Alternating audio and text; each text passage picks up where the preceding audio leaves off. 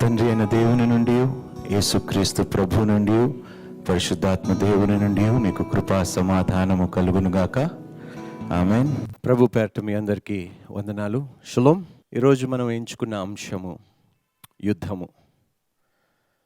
రండి, అంశంలోకి వెళ్ళే ముందు ప్రార్థించుకుందాం. మహాపరిశుద్ధుడా, మహాగణుడా, సర్వలోక సృష్టికర్త అయిన మా దేవ, నీ బంగారు పాదాలకు స్తుతులు స్తోత్రాలు చెల్లిస్తూ ప్రభువా, ఈ దినం ఎంచుకున్న అంశముని బట్టి ప్రభువా, మీరు మాతో వింటున్న వారందరితో మాట్లాడి ప్రభువా మమ్మల్ని ఆదరించమని, బలపరచమని, వాక్యము ద్వారా మా జీవితాన్ని మేము కట్టుకునేలాగా సహాయమును దయచేయమని వేడుకుంటూ నీకే సమస్త మహిమ ఘనత ప్రభావములు యేసుక్రీస్తు పరిశుద్ధ నామములో ప్రార్థించి అడిగి వేడుకుంటున్నాము తండ్రి. ఆమెన్. యుద్ధము, ఈ యొక్క మాట ప్రతి ఒక్కరి జీవితానికి వర్తిస్తుంది. ఎందుకంటే మనుషులు ప్రతి ఒక్కరు ఏదో ఒక యుద్ధాన్ని ఎదుర్కొంటున్నారు వారి జీవితంలో. అనేక సమస్యలు పోరాడుచున్నారు, వాళ్ళు కష్టాలు ఎదుర్కొంటున్నారు, నష్టాలు చూస్తున్నారు వాళ్ళ జీవితంలో. యుద్ధము చేయని వాడు అంటూ ఎవడు లేడు ఈ లోకములో. సో ఈరోజు మనం మాట్లాడుకోబోతున్న అంశము కూడా యుద్ధము. దేవుని పిల్లలుగా, దేవుని బిడ్డలుగా మనకి దేవుడిచ్చిన కృప ఏమిటంటే, మన యుద్ధములు ఆయననే పోరాడి మనకి విజయాన్ని అనుగ్రహిస్తాడని దేవుడు తన వాక్యము ద్వారా సెలవిచ్చి ఉన్నాడు. వాక్యములో అంటాడు, యుద్ధము యెహోవాదే. రండి, ఈరోజు యుద్ధము గురించి కొన్ని మాటలు నేర్చుకుందాం. మీ జీవితంలో మీరు పోరాడుతున్న యుద్ధాలకి ఏ విధంగా మనం ప్రతిఫలము పొందుకోవచ్చో, ఏ విధంగా మనము విజయము సాధించుకోవచ్చో లేఖనాల ద్వారా మనం పరిశీలించుకుంటూ మనము ముందుకు వెళదాం. మొట్టమొదటిగా ద్వితీయోపదేశ కాండము 3వ అధ్యాయము 21-22 వచనాలు మనం చదువుకుందాం. ఆ కాలమున నేను యెహోషువతో ఇట్లంటిని, మీ దేవుడైన యెహోవా ఈ ఇద్దరి రాజులకు చేసినదంతయు నీవు కన్నులారా చూసితివి గదా. నీవు వెళ్ళుచున్న రాజ్యములనన్నిటికీ యెహోవా అలాగుననే చేయును. మీ దేవుడైన యెహోవా మీ పక్షముగా యుద్ధము చేయువాడు గనుక వారికి భయపడవద్దని ఆజ్ఞాపించి తిని. ఎంత చక్కటి మాట. యెహోషువ యుద్ధానికి వెళ్ళే ముందే దేవుడు ఒక మాట ఇస్తున్నాడు యెహోషువకి. నేను ఆ రాజులని ఏ విధంగా చేశానో నేను నీతో కూడా తోడుగా ఉండి విజయాన్ని నీకు అనుగ్రహిస్తాను, యుద్ధము నాదే అని దేవుడు సెలవిచ్చాడు యెహోషువకి. ఇంతకన్నా గొప్ప ఆదరణకరమైన మాట ఏముంటుందండి ఒక మనిషికి? అతను యుద్ధము చేయటానికి బయలుదేరక మునిపే దేవుడు తనకి వాగ్దానం ఇచ్చాడు, నీ యుద్ధము నాది, నీ పక్షమున నేను పోరాడి నీకు విజయాన్ని అనుగ్రహిస్తాను, నువ్వు వెళ్తున్న స్థలముల అన్నిట్లో నేను ముందు వెళ్ళి నేను నీకు తోడుగా ఉండి నీకు విజయాన్ని ప్రసాదిస్తాను అని ఎంత గొప్ప మాట దేవుడు యెహోషువకి చెప్పాడు. దేవుడు మనుషుల్ని లక్ష్య పెట్టే దేవుడు కాడండి. నిన్ను, నన్ను, యెహోషువని అందరినీ సమానంగా ప్రేమించే దేవుడై ఉన్నాడు. యెహోషువకి ఏ విధంగా దేవుడు మాట ఇచ్చాడో ఈరోజు దేవుడు మీకు కూడా అదే మాట సెలవిస్తున్నాడు. మీ పక్షమున మీరు ఎలాంటి యుద్ధము పోరాడుచున్నారో నాకు తెలియదు, కానీ దేవుడు యెహోషువకి ఇచ్చిన మాట ఈరోజు మీకు సెలవిస్తున్నాడు. దేవుడు మీతోటి మీ యుద్ధములు పోరాడి మీకు విజయాన్ని అనుగ్రహిస్తానని దేవుడు మరొక్కసారి తన వాగ్దానాన్ని మనకి జ్ఞాపకం చేస్తున్నాడు. చూడండి ఎంత ఆదరణగా ఉంటుందో. నువ్వు ఏమి చేయని అవసరం లేదు, నీ పక్షమున నేను పోరాడుతాను, నేను నీకు విజయాన్ని అనుగ్రహిస్తాను అని ఎవరైనా మన పక్షమున అలాంటి మాటలు మాట్లాడితే, ఒక వ్యక్తి ఇలాంటి మాటలు మనకి చెప్పినప్పుడు అది ఎంతో ఆదరణకరంగా, దీవెనకరంగా ఉంటుంది. కానీ ఈ మాటలు చెప్పేది మనుషులు కాదండి, మానవుడు కాదండి, సాక్షాత్తు మన సర్వలోక సృష్టికర్త అయిన దేవుడు ఈ వాగ్దానం మనకి ఇస్తున్నాడు. ఆ రోజు యెహోషువకి తోడైన దేవుడు మీ పక్షమున మీకు తోడుగా ఉండి మీ యుద్ధములు తన యుద్ధముగా చేసుకొని మీకు విజయాన్ని అనుగ్రహించడానికి ఆయన బయలుదేరి ఉన్నాడు. దేవునికి స్తోత్రం. హల్లెలూయా. చూద్దామండి, మరొక మాట చూద్దాం. 2వ దినవృత్తాంతములు 20వ అధ్యాయము 15వ వచనము. యూదా వారలారా, యెరూషలేము కాపురస్తులారా, యెహోషాపాతు రాజా, మీరందరూ ఆలకించుడి.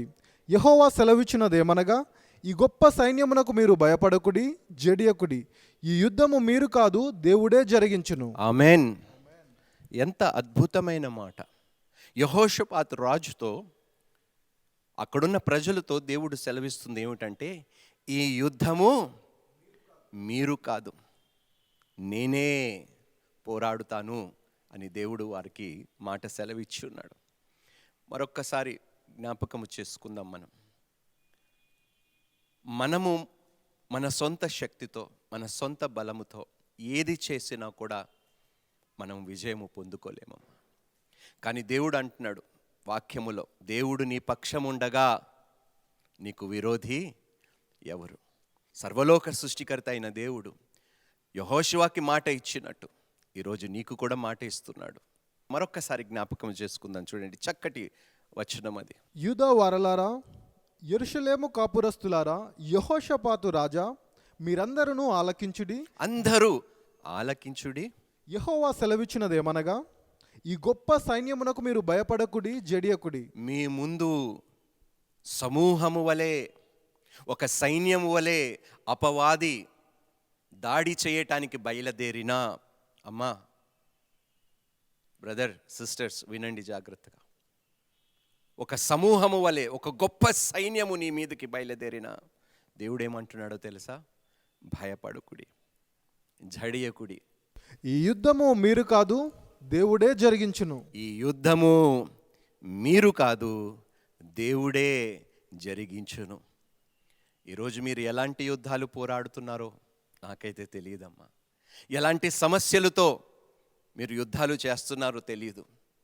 ఎలాంటి జీవితాన్ని కలిగి మీరు ఇంటిలో కావచ్చు, వివాహములో కావచ్చు, ఉద్యోగంలో కావచ్చు, మీ కుటుంబంలోనే మీరు ఎలాంటి పోరాటాలు పోరాడుతున్నారో నాకైతే తెలియదు. కానీ దేవుడు ఒక మాట సెలవిస్తున్నాడు, అవి మీ యుద్ధము కావు, అవి మీ పోరాటములు కావు, అవి నావి అని అంటున్నాడు. నమ్మండి దేవుణ్ణి. ఈరోజు దేవుడు మీ పక్షమున ఉన్నాడు. మీకు విజయాన్ని అనుగ్రహించటానికి దేవుడు సిద్ధముగా ఉన్నాడు. కానీ ఆయన పోరాడి విజయాన్ని ఇస్తారనే నమ్మకము నీలో ఉంటే, ఆ ఒక్క నమ్మకము చాలు నువ్వు విజయము పొందుకోవటానికి. దేవునికి స్తోత్రము.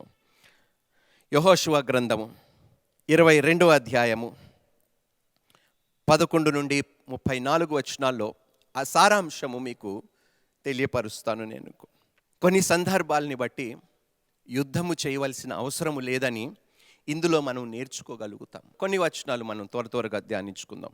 రూబేనీయులను, గాదీయులను, మనష్షే అర్ధగోత్రపు వారును అక్కడ యోర్దాను దగ్గర ఒక బలిపీఠమును కట్టిరి. అది చూపునకు గొప్ప బలిపీఠమే. అప్పుడు రూబేనీయులను, గాదీయులను, మనష్షే అర్ధగోత్రపు వారును ఇజ్రాయేలుల ఎదుటి వైపున యోర్దాను ప్రదేశములో కనాను దేశమునెదుట బలిపీఠము కట్టిరని ఇజ్రాయేలులకు వర్తమానము వచ్చెను. ఎవరో ఒక వార్త చెప్పారు, ఇలాంటి ఒక బలిపీఠము వారు కట్టుకున్నారని. ఆ వార్త విన్న తర్వాత ఏం జరిగిందో ఒకసారి చూద్దాము. ఇజ్రాయేలీలు ఆ మాట వినినప్పుడు సమాజమంతయు వారితో యుద్ధము చేయుటకు షీలోహులో కూడి, ఇజ్రాయేలీలు గిలాదులోనున్న రుబేనీయుల యొద్దకును, గాదీయుల యొద్దకును, మనష్షే అర్ధగోత్రపు వారి యొద్దకును యాజకుడగు ఏలియాజరు కుమారుడైన ఫినెహాసును పంపిరి. ఇజ్రాయేలీల గోత్రములన్నిటిలో ప్రతి దాని పితరుల కుటుంబపు ప్రధానుని, అనగా 10 మంది ప్రధానులను అతనితో కూడా పంపిరి. అప్పుడు వారందరూ ఇజ్రాయేలీల సమూహములలో తమ తమ పితరుల కుటుంబములకు ప్రధానులు. వారు గిలాదు దేశంలోనున్న రుబేనీయుల యొద్దకును, గాదీయుల యొద్దకును, మనష్షే అర్ధగోత్రపు వారి యొద్దకును పోయి వారితో ఇట్లనిరి, యెహోవా సర్వ సమాజపు వారు చెప్పుచున్నదేమనగా, నేడు బలిపీఠమును కట్టుకొని నేడే యెహోవాను అనుసరించుట మాని ఇజ్రాయేలుల దేవుని మీద మీరేలా తిరుగుబాటు చేయుచున్నారు? ఇక్కడ మనం తెలుసుకోవలసిన విషయం ఏమిటంటే, అక్కడ రూబేనీయులు కానీ, అర్ధగోత్రమైన మనష్షే కానీ, గాదు గోత్రం వారు యెహోవా దేవునికే బలిపీఠము కట్టారు, కానీ మరి ఏ దేవునికి బలిపీఠం కట్టలేదు. కానీ ఆ మిగతా గోత్రాలు వారికి ఎవరో ఒకరు ఒక తప్పుడు సమాచారము అందజేశారు. ఆ సమాచారం విని అందరూ రూబేనీయుల మీద, గాదు వారి మీద, అర్ధగోత్రమైన మనష్షే వారి మీద దాడి చేయడానికి బయలుదేరారు. కానీ ఫినెహాసు ముందుకు వెళ్ళి ఆ పరిస్థితిని అర్థం చేసుకొని సమాధానముతో తిరిగి వచ్చాడు. ఎందుకు ఈ మాట చెప్తున్నానంటే, అన్ని పరిస్థితుల్లోని పోరాటము పరిష్కారము కాదు. అన్ని సందర్భాల్లోని పోరాడవలసిన అవసరం లేదు. ఎక్కడైతే సమాధానపరచుకోవటానికి ఆస్కారం ఉంటుందో దయచేసి అక్కడ సమాధాన పడి పోరాటానికి చోటు ఇవ్వకుండా మీకు క్షేమాన్ని మీరు కలుగజేయండి అని ఈ వాక్యాల ద్వారా మనం నేర్చుకోగలుగుతాం. చాలాసార్లు ఎక్కడైతే గొడవలు, పోరాటాలు, యుద్ధాలు చేయకూడదో మనం అక్కడికే వెళ్ళి, వాళ్ళ దగ్గరికే వెళ్ళి అనవసరమైన చిచ్చు మనం పెట్టుకుంటూ ఉంటాం. అనవసరమైన గొడవలు పెట్టుకుంటూ ఉంటాం. అనవసరమైన యుద్ధాలు ప్రారంభించుకుంటాం. సమాధానపడే అవకాశం ఉన్నప్పుడు దయచేసి యుద్ధాల కోసం ఆలోచించకండి, పోరాటాలు చేయకండి. సమాధానము పరుచుకోవటానికి ఆస్కారం ఉంటే దయచేసి వెళ్ళి సమాధానము పడండి. రైట్, ఇంకొక మాట చూద్దామండి. 2 సమూయేలు గ్రంథము 5వ అధ్యాయము 19 నుండి 25 వచనాలు మనం చూద్దామండి. దావీదు, నేను ఫిలిష్తీయులకు ఎదురుగా పోయేదనా, వారిని నా చేతికి అప్పగించుదువా అని యెహోవా యొద్ద విచారించినప్పుడు, పొమ్ము, నిస్సందేహముగా వారిని నీ చేతికి అప్పగించుదునని యెహోవా సెలవిచ్చెను. అన్ని యుద్ధాలు మనం ముందు ఎవరి దగ్గరికి వెళ్ళాలంట? యుద్ధాలు చేయకమునుపు దావీదు ఏం చేశాడంటే, దేవుడు అనుమతి లేకుండా, మనం బైబిల్లో తరచుగా చూస్తామండి, ఏ రాజైనా సహజంగా దేవునికి ఇష్టలుగా ఉన్నవారు సహజంగా ఏం చేస్తారంటే, ఏదైనా యుద్ధానికి వెళ్ళాలన్నా, ఏదైనా కార్యము చేపట్టాలన్నా వారు దేవుని దగ్గరికి వెళ్ళి విచారించి దేవుని అనుమతి తీసుకొని, తండ్రి ఈ యుద్ధానికి నువ్వు వెళ్ళమంటావా, ఈ యుద్ధము నన్ను చేయమంటావా అని దేవుని దగ్గరికి వెళ్ళి విచారించేవారు. కానీ ఈరోజు చాలామంది త్వరపడుతూ ఉంటారు. తొందరపాటుతనము, ఆవేశము, కోపము, ఈ ఆవేశములో, కోపములో వారు ఆలోచనను వారు కంట్రోల్లో ఉంచుకోలేకుండా యుద్ధానికి వెళ్ళిపోతూ ఉంటారు. ఉన్నదానిని పాడు చేయటానికే ఇంకా బయలుదేరుతూ ఉంటారు. కానీ ఒక్కసారి దేవుని దగ్గరికి వెళ్ళండి అమ్మా. అలాంటి పరిస్థితుల్లో మీరు కానీ ఉంటే కోర్టుల దగ్గరికి వెళ్ళకండి ముందు, పోలీస్ స్టేషన్ల దగ్గరికి వెళ్ళకండి ముందు. మీ పరువుని, మీ ప్రతిష్టతని బజారు పాలు కానీయకు మునుపు ఎక్కడికి వెళ్ళాలి? మనము దేవుని దగ్గరికి వెళ్ళాలి. మనం ముందు దేవుని దగ్గరికి వెళ్ళి, తండ్రి ఇది పరిస్థితి, ఇది నా యుద్ధము, ఇది నా పోరాటము, ఏం చేయాలో నాకు అర్థం కావటం లేదు ప్రభు. నన్ను కంప్లైంట్ చేయమంటావా, ఫైల్ చేయమంటావా కేసు, కోర్టుకు వెళ్ళమంటావా, ఏం చేయమంటావు, నాకు ఏమీ అర్థము కాని స్థితిలో ఉన్నాను అని నువ్వు దేవుని దగ్గరికి వెళితే తప్పకుండా దేవుడు నీకు మార్గం ఏర్పరుస్తాడు, నీకు మార్గము చూపిస్తాడు. ఆయన చెప్తాడు ముందుకు వెళ్ళాలా, ఆగాలా, ఆయన నీకు సమస్తము తెలియపరుస్తాడు. 1 దినవృత్తాంతములు 14వ అధ్యాయము 10వ వచనము ఇదే మాట మళ్ళీ ఇందులో కూడా మనం చూడగలుగుతాము. ఫిలిష్తీయుల మీదకి నేను పోయిన ఎడల నీవు వారిని నా చేతికి అప్పగించుదువా అని దావీదు దేవుని యొద్ద విచారణ చేయగా, యెహోవా, పొమ్ము, నేను వారిని నీ చేతికి అప్పగించేదనని సెలవిచ్చాను. నువ్వు వెళ్ళు దావీదు, భయపడకు, వారిని నీ చేతికి అప్పగించేదను. దేవుడు వాగ్దానం ఇచ్చాడు ముందుగానే. వారు నీ ముందు నిలవరు, ఓటమి పాలైపోయారు, నీ చేతికి ఎప్పుడో ఇచ్చేశాను, నువ్వు ధైర్యంగా వెళ్ళు.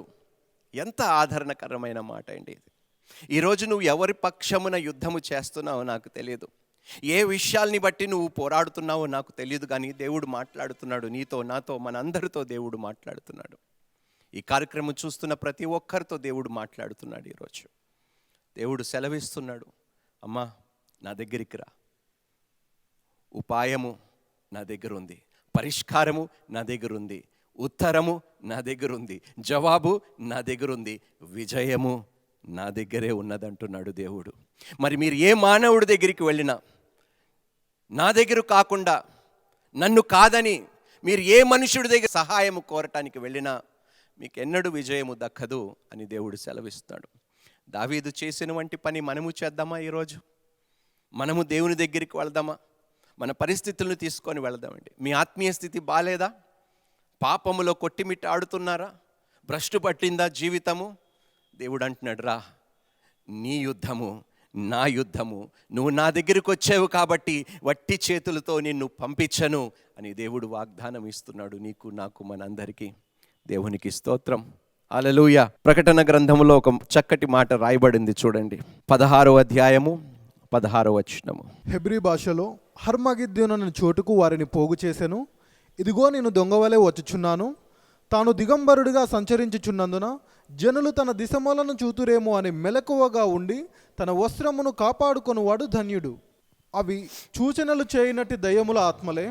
అవి సర్వాధికారి అయిన దేవుని మహాదినమున జరుగు యుద్ధమునకు లోకమంతటా ఉన్న రాజులను పోగు చేయవలనని వారి యొద్దకు బయలువెళ్ళి హెబ్రీ భాషలో హర్మగిద్దోన్ అను చోటుకు వారిని పోగు చేసెను. ఈరోజు మనం జ్ఞాపకము చేసుకోవాల్సింది ఏమిటంటే, ప్రకటన గ్రంథము 16వ అధ్యాయం 14వ వచనములోని ఒక దినము రాబోతుందండి. దేవుడు మనల్ని యుద్ధానికి సిద్ధపరచబోతున్నాడు.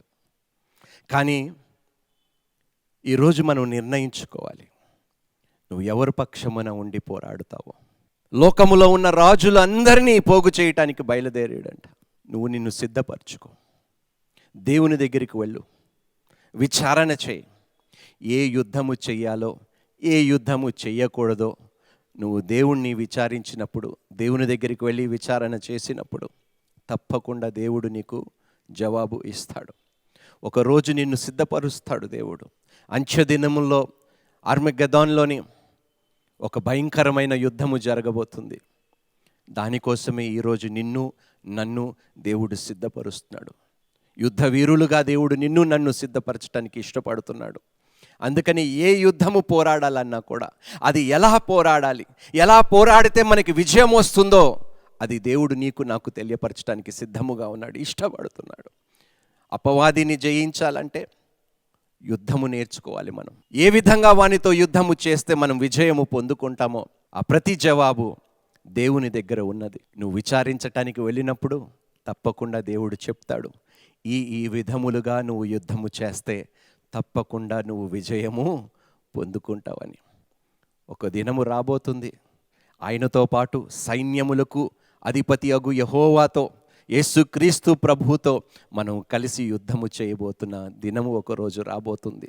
దానికోసమే మనం ముందు దేవుని దగ్గరికి వెళ్ళాలి. ఒక యుద్ధములో మనం పాల్గొనాలంటే తప్పకుండా యుద్ధ వీరుడు, సైన్యములకు అధిపతి అగు యెహోవా దగ్గరికి మనం వెళ్తే యుద్ధము ఏ విధంగా చేయాలో ఆయననే మనకి నేర్పిస్తాడు. 2వ రాజులు 6వ అధ్యాయము 16-17 వచనాలు. అతడు, భయపడవద్దు, మన పక్షంలోనున్న వారు వారికంటే అధికులై ఉన్నారని చెప్పి, యెహోవా వీడు చూసినట్లు దయచేసి వీని కండ్లను తెరువుమని ఎలీషా ప్రార్థన చేయగా, ఎలీషా ప్రార్థన చేశాడు. ఎలీషా పనివాడు సైన్యమును చూసి, ఆ మందను చూసి, ఆ జనులను చూసి భయపడిపోయాడు. ఆయన పక్కన ఒక ప్రవక్త ఉన్నాడనే విషయము కూడా మర్చిపోయాడండి. సహజమండి మన జీవితంలో గుంపుగా మనుషులు వస్తున్నప్పుడు, మన మీద 10 మంది తిరుగుతున్నప్పుడు సహజంగా భయము కలుగుతుంది. ఎలీషా పనివాడికి కూడా అదే భయము కలిగింది. కానీ ఎలీషా ప్రార్థన చేశాడు, దేవా వీడు కనులను తెరువుము. ఏం జరిగిందో తెలుసండి, ఆయన కనులు తెరిచినప్పుడు దేవుడు ఎలీషా ప్రార్థన విని ఆ యొక్క పనివాడు కనులు తెరిచినప్పుడు ఒక గొప్ప సమూహము చూశాడంట, దేవుని సైన్యము. అప్పటి వరకు కనిపించలేదు ఆ పనివాడికి. కేవలము అవతల వారు ఉన్న శత్రువుల సైన్యము మాత్రమే కనిపించింది. ఎప్పుడైతే ఎలీషా ప్రార్థన చేశాడో దేవుడు తన పనివాడి యొక్క నేత్రములు తెరిచి దేవుని యొక్క మహాసైన్యము వారి చుట్టూ ఉండటము చూసి సంతోషించాడు. అమ్మా, ఈరోజు నీకు కనిపించకపోవచ్చు. ఈరోజు నువ్వు నీ ఎదుట ఉన్న సైన్యమును బట్టి, పరిస్థితులను బట్టి, సందర్భాలను బట్టి, మనుషులను బట్టి, ప్రధానులను బట్టి, అధికారులను బట్టి నువ్వు భయపడుతూ ఉండొచ్చేమో.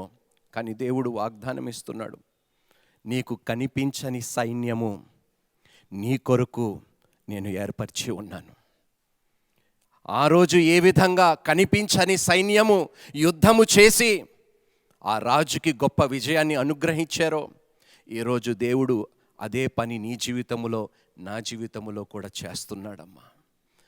అనేక మంది దూతలు, అందుకనే అంటాడు కీర్తనలో, నీ పాదము రాయికి తగలనివ్వకుండా, నువ్వు పడిపోకుండా దూతలు నిన్ను పట్టుకుంటారు. దేవునికి స్తోత్రము. నీకు కనిపించని ఒక గొప్ప సైన్యము దేవుడు నీ కోసం ఆల్రెడీ సిద్ధపరిచాడు. నువ్వు పోరాటాలు ఎదుర్కొంటున్నావు, యుద్ధాలు చేయబోతున్నావు అని దేవునికి తెలుసు. ఎలాంటి సందర్భాలు గుండి వెళ్తున్నావో దేవునికి బాగా తెలుసు. ఎలాంటి కష్టాలు ఎదుర్కొంటున్నావో దేవునికి బాగా తెలుసు. అందుకని నీ పక్షమున తన పరిశుద్ధ సైన్యముని నీకు చుట్టుగా దేవుడు కావలిగా నిలబెట్టాడు. దేవునికి స్తోత్రము. అందుకని అంటాడు, యుద్ధము నాది, కనిపించే సైన్యాన్ని చూడొద్దు, కనిపించని ఒక సమూహము నీ కోసము నేను సిద్ధపరిచాను అని దేవుడు వాగ్దానం ఇస్తున్నాడు. నిర్గమకాండము 14వ అధ్యాయము 14వ వచనములో ఈరోజు దేవుడు నీతో నాతో అదే మాట చెప్తున్నాడు. ఒకసారి ఆ వచనము మనం చదువుకుందాము. యెహోవా మీ పక్షమున యుద్ధము చేయును. యెహోవా మీ పక్షమున. అమ్మ, నమ్ముతున్నారా? మీరు ఎలాంటి యుద్ధాలు చేస్తున్నారో, కోర్టు కేసులు ఉన్నాయా, పోలీస్ కేసులు ఉన్నాయో, ఏం జరుగుతున్నదో, అపవాది అబద్ధపు నిందలు వేసి అభండాలతో మిమ్మల్ని ఇబ్బంది పెడుతున్నాడో నాకైతే తెలియదు, కానీ దేవుడు సెలవిస్తున్నాడు, మీ పక్షమున నేను యుద్ధము చేస్తాను. మీకు ఆయుధాలు అవసరము లేదు, ప్రధానుల అవసరము లేదు, ఏ మనిషి సహాయం అవసరము లేదు. నాకు సహాయము ఎక్కడ నుండి వచ్చును అని నువ్వు అంటున్నావా? కనులెత్తి చూడు, నీకు సహాయము యెహోవా నుండి వచ్చును. దేవునికి స్తోత్రము. హల్లెలూయా. ఒక్క ఆయుధము లేదు ఇశ్రాయేలు ప్రజల దగ్గర.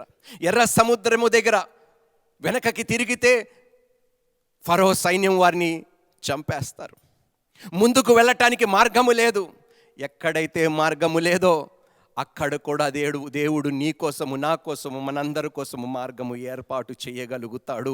అంత గొప్ప దేవుడు నీ పక్షమున ఉన్నాడు. నీ యుద్ధము ఆయననే పోరాడబోతున్నాడు. దేవునికి స్తోత్రము. హల్లెలూయా. ఒక్క ఆయుధము లేదు. వారి జీవితంలో ఎన్నడూ ఆయుధము పట్టుకోలేకుండా ఫరో సైన్యాన్ని వారు జయించగలిగారు. దేవునికి స్తోత్రం. అందుకని అంటాను, మా మందను చూసి, మనుషులను చూసి, వాడి దగ్గర ఉన్న అధికారమును చూసి మీరు భయపడకండి. సైన్యములకు అధిపతి అగు యెహోవా నీ దేవుడై ఉన్నాడు, నీకు తోడై ఉన్నాడు. నీ దగ్గర ఆయుధాలు లేకపోయినా నువ్వు చూడని సైన్యము నీకు తోడుగా ఉన్నది. దేవునికి స్తోత్రము. హల్లెలూయా. ఎంత గొప్ప విజయం వారు పొందుకున్నారు. మరొక మాట అంటారు చూడండి, అదే వచనములో 15వ వచనములో చూడండి. నిర్గమకాండము 14వ అధ్యాయం 15వ వచనములో, అంతలో యెహోవా మోషేతో, నీవేళ నాకు మొరపెట్టుచున్నావు? ఇంకా ఎందుకు మొరపెడుతున్నావు అని మోషేతో దేవుడు అంటున్నాడు. చాలు అంటున్నాడు దేవుడు. నువ్వు నాకు మొరపెట్టావు కదా, నీ యుద్ధము నువ్వు నాకు అప్పగించావు కదా, నన్ను చేతకాని వాడిగా చెయ్యకు, నీ అపనమ్మకముతో నన్ను చేతకాని వాడిగా చెయ్యొద్దు అని దేవుడు అంటున్నాడు. నువ్వు మొరపెట్టావు, నేను నీకు ఉత్తరము ఇస్తాను. నేను నీకు ఉత్తరము మాత్రమే ఇవ్వను, నీకు సహాయము కూడా అందజేస్తానంటున్నాడు దేవుడు. దేవునికి స్తోత్రం. అమ్మా, ఇంతవరకు కన్నీళ్లు కార్చావో తెలీదు, ఇంతవరకు నువ్వు ఎంత ఏడ్చావో నాకు తెలియదు. బ్రదర్స్, సిస్టర్స్, వినండి, నీకు అత్యధికమైన విజయం ఇచ్చే తీరుతానంటున్నాడు దేవుడు ఈరోజు. దేవునికి స్తోత్రము. నమ్మటము నీ వశమైతే నమ్మువానికి సమస్తము సాధ్యం అంటున్నాడు. అమ్మా, దేవుడు నీ ప్రతి యుద్ధము పోరాడటానికి సిద్ధముగా ఉన్నాడు. ఆయన మీద నమ్మిక పెట్టవలసింది మాత్రమే, నువ్వు చేయవలసింది ఏమీ లేదు. నీ 2 చేతులు విశ్వాసముతో ఎత్తి ప్రార్థించు. ప్రభువా, యుద్ధము నీదే నాయన తండ్రి, నువ్వు నా పక్షమున ఉన్నావు ప్రభువా, నాకు కనిపించని ఒక గొప్ప సైన్యము నా కొరకు ఏర్పరిచావు ప్రభువా, అత్యధికమైన విజయము నువ్వు నాకు ఇవ్వబోతున్నావు అని నేను నమ్ముతున్నాను, విశ్వసిస్తున్నాను అని విశ్వాసముతో మీరు ప్రార్థన చేయండి. దేవుని సన్నిధికి మీరు వెళ్ళండి, మోకరించండి, మీ 2 చేతులు ఎత్తి ప్రార్థన చేయండి. ఆ రోజు ఇశ్రాయేలు ప్రజలు పోరాడుచుండగా మోషే కొండ మీద ఉన్నాడు, బండ మీద కూర్చొని ఉన్నాడు. మోషే పక్కన అహరోను ఒకవైపు, హుర్రు ఒకవైపు. అక్కడ వాళ్ళ ఆయుధాలు కాదండి వారికి విజయాన్ని ఇచ్చింది. మోషే చేతులు పైకున్నంత వరకు వారు విజయము పొందుకున్నారు. దేవునికి స్తోత్రము. నీ చేతులు పైకెత్తి నువ్వు ప్రార్థిస్తున్నంత వరకు విజయము తప్పకుండా నీదే అని దేవుడు సెలవిస్తున్నాడు. ఎప్పుడెప్పుడైతే మోషే చేతులు కిందకు వస్తున్నాయో అక్కడ యుద్ధము కష్టమైంది. అందుకనే మీ పరిశుద్ధ చేతులను ఎత్తండి. ఈరోజు దేవుని సన్నిధిలో మీ చేతులెత్తి ఈ వాక్యం వింటున్న ప్రతి ఒక్కరూ మోకరించండి, ప్రార్థించండి. మీ ప్రతి పోరాటమును దేవుడు పోరాడటానికి సిద్ధముగా ఉన్నాడు. మీ పక్షమున యుద్ధము చేయటానికి సిద్ధముగా ఉన్నాడు. మీకు విజయాన్ని అనుగ్రహించటానికి దేవుడు సిద్ధంగా ఉన్నాడు. రండి, నాతో పాటు కలిసి ప్రార్థన చేయండి. తప్పకుండా ఈరోజు మనం చేసిన ప్రార్థనకి ప్రతిఫలము మనం పొందుకొని తీరుతాము అని నమ్మి విశ్వసించి మనం ప్రార్థన చేద్దాం. మహాపరిశుద్ధుడా, మహాగణుడా, సర్వలోక సృష్టికర్త అయిన మా దేవా, నీ బంగారు పాదాలకు స్తుతులు, స్తోత్రాలు ప్రభా. నాయనా, ఎంతో ఆదరణకరమైన మాటలు ఈరోజు మాకు వినిపించినందుకు తండ్రి నీకు వందనాలు. నాయనా యేసయ్యా, నా సొంత శక్తితో, నా సొంత బలముతో నేను పోరాడి ఓడిపోయాను తండ్రి. అపజయ పాలైపోయాను, అవమాన పాలైపోయాను. కానీ నువ్వు వాగ్దానం ఇచ్చి ఉన్నావు దేవా, మా అవమానానికి ప్రతిగా రెట్టింపు ఘనతని ఇస్తానన్న దేవా, నువ్వు తప్పకుండా ఆ మాట తిరిగి నా జీవితంలో నెరవేరుస్తావని నమ్ముతూ ఈ ప్రార్థన చేస్తున్నాను ప్రభా. ఎక్కడెక్కడైతే నేను ఓటమి పాలయ్యానో ప్రభా, ఆయా స్థలములో నాకు విజయమును ఇస్తావని నమ్ముతూ నీకు ముందుగా కృతజ్ఞతాస్తుతులు చెల్లిస్తున్నాను తండ్రి.